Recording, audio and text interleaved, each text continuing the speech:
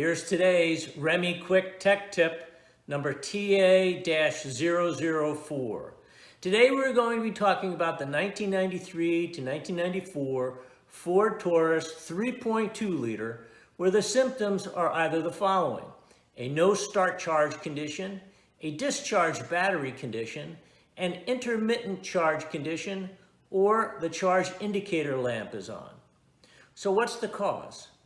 These conditions may be caused by the alternator positive wiring being trapped between the right-hand radiator brace and the alternator.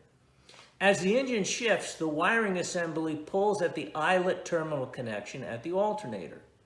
This then loosens the connection and may cause any of the conditions I mentioned. So here's the solution.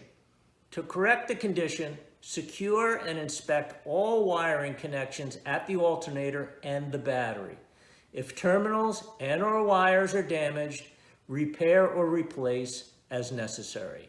That's the REMI Quick Tech Tip, and it's another reason why your next starter or alternator should be a REMI.